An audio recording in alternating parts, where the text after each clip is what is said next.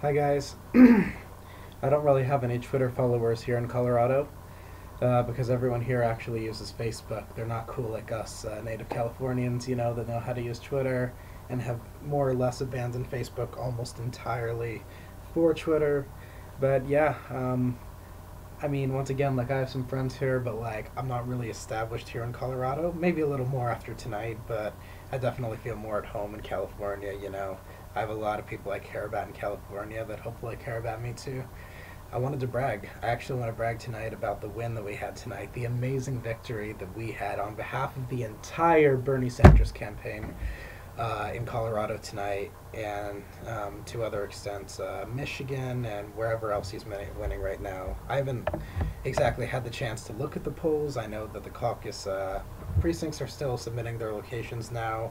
I know my location's done. I have the numbers right here. But yeah, so Hillary is dominating in the South, with the exception of Oklahoma, which apparently Bernie Sanders won. I think that's awesome. I can't explain it, but he won in Oklahoma. As we go to the South, we have a greater concentration of African American voters, and for some reason, they overwhelmingly support Hillary, possibly because of some of the pledges she's made. Her husband Bill, who was an awesome president, by the way. I wouldn't trust Hillary to be a good president, but Bill Clinton, yeah, he was great. I guess Bill Clinton and I have one thing in common, and that's that we get lucky with Jewish women. Oh, that's horrible. It's horrible, horrible, horrible, but true. It's very true. So, let's see. Let me look at the text that Jacob Weiss sent me. Yeah, the picture you took of his TV screen says it all. You guys probably can't see that, but Bernie Sanders is the projected winner at 58% of the vote. Hillary Clinton had 41% of the vote. And I'm a part of that. A small part of that, but a part of that. One, because I caucused tonight, and everyone that caucused contributed to that victory. Unless you caucused as an undecided or caucused for Hillary, in which case, you whatever. You still lost Colorado, but Bernie Sanders did not. We won. So eat shit. No, just kidding. No. Honestly, I know a lot of Hillary supporters. They're good people. I think they're wrong, but they're probably good people. I don't know, most of them probably. Let me put on some eye drops. I'm really tired.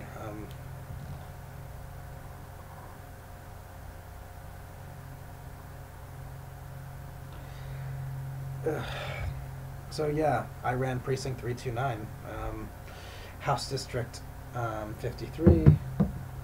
Precinct 329. I don't know why it says 35 right here. That might be a misprint. I don't know, but I took it as a souvenir. This was on my table in Olander Elementary School. There were a bunch of different tables, and this is for Precinct 329. My people sat down, and there were so many of us that I ended up grabbing chairs. It's an elementary school, so they have a lot of chairs, for like events and shit and such. And we grabbed some chairs, and I took some volunteers from 329. I just took people. I said, hey, I need a few of you to help me. And we started setting up rows and rows and rows and rows of chairs just for 329. Because I caucused, I canvassed, which means going house to house. I had a targeted list of everyone in Precinct 329, and I visited them personally. Some of them I got to talk to, others I just left stuff in the door. I made phone calls, lots of phone calls to everyone in the precinct, or at least most of them, and a lot of people that weren't in my precinct but were in my House District 53, which houses many, many precincts, including mine. It was my calls combined with other calls, many of which go here to UNC, and all over Colorado, all over the United States, really, that contributed to our win specifically in Colorado. It was a very tight race and in Colorado, but Sanders won. And kind of neck and neck, but like you said, Sanders won. Basically, yeah, they give us captains an envelope with a bunch of papers in it. We've had some training, online web seminars, conference calls, things like that. And we had like 44 people show up out of maybe 60 or something like that. That's huge. There were a few precincts in one of the other rooms of the elementary school in the main gym where they put some of the larger precincts, but they had probably 2, 3, 4 times as many people designated in that precinct. I think 329 was definitely the largest relative to its size. And I'd like to say that that's a coincidence, but no, it's literally because I canvass so much. Reached out to all of them, most of them, called all of them. Yeah, most of them, not everyone. I did what I could. I actually had the great opportunity to see Senator Sanders in a rally this weekend. It was pretty great. He visited CSU, that's Colorado State University, not my school. It's in Fort Collins. And I didn't get to meet him, unfortunately. The Secret Service, they escorted him in, they escorted him out, but I was a volunteer there. I was actually a volunteer leader, so I had some volunteers, and I'm like, you did this, you did this, you did this. That's pretty great to tell people what to do, whatever. Yeah, I look forward to not only continuing my volunteering for this campaign, but I want to be employed. I want to become staff, and I want to be as big a part of this campaign as I possibly can. I'm already a few levels above because I was a volunteer, then a team leader who kind of leads volunteers, and then a precinct captain, which is pretty cool. I didn't always know what I was doing last night. I had some help from people in my precinct to help me get organized and things. The training that we went through didn't exactly cover everything. We didn't know what a lot of the forms looked like. We did a lot of delegate math. So what does a delegate math look like? So basically, we count how many people showed up at our precinct. That's the number of eligible attendees. That came out to 44 people. Then I allowed for some speeches because we had undecideds in the group. So I give my pitch where I basically talked about how it wouldn't be until I moved halfway across the country that I actually met people that struggle to make ends meet, how I know people who are no longer going to college because despite working a full-time job, they just couldn't make ends meet. It wasn't possible. The fact that I know someone who dropped out of college because they had a medical emergency in the family, and the family financially and emotionally couldn't support her going to college and trying to care for this loved one who probably isn't going to make it anyway. I think that healthcare is an entitlement. I'll just go out and say that. We are entitled to healthcare. We are entitled to education, higher level education. And I said that because what I've learned is that not everyone can go to college based on their conditions. The American dream is now conditional.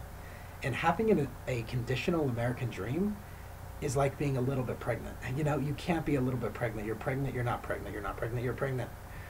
So an American dream that doesn't allow everyone the opportunity to make as much or as little of themselves as they want, the American dream is dead. It's on pause. I don't know how long it's been this way. But a person can't be the answer. A person can't be the answer to a multitude of problems. But if a person could be the answer to a multitude of problems, I believe it would be Bernie Sanders.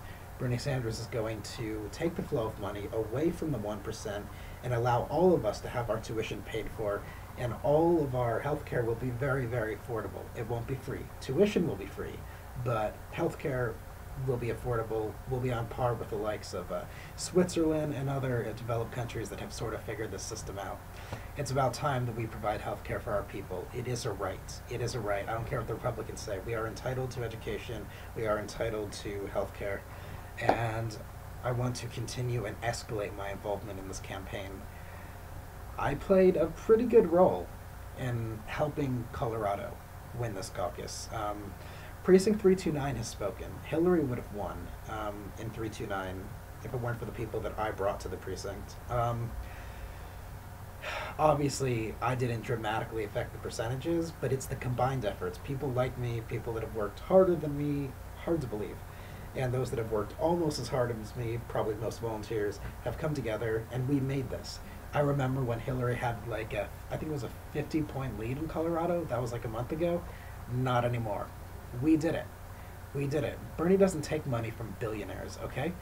Bernie doesn't take money from large corporations with very, very evil interests in mind. Hillary is a puppet. Most of the Republicans are also puppets. So if you have to choose between the two candidates who are not being puppeted by anyone, you have Donald Trump because he's self-funding, or you have Bernie Sanders. I think that's fairly easy. I feel the burn. You should feel the burn. And I'm not sure what's next for me in particular, but I can only speak for the amazing victory we had tonight. I have this tag as a souvenir. Caucus Captain, Bernie, Colorado, 2016. Bernie pin. I've got all kinds of Bernie merchandise in my room. It is like a Bernie museum in here. It's pretty great, So, yeah, I'm not sure. I might apply for a job with them. I don't know what's next for me in particular, but I'm not going to stop fighting for Bernie. Neither should you. I feel the burn, and if the burn is not contagious, then all my hard work would have been in vain. So thank you guys for listening, and thank you for letting me brag about this victory tonight. We are very happy. Colorado has spoken. Good night, and feel the burn.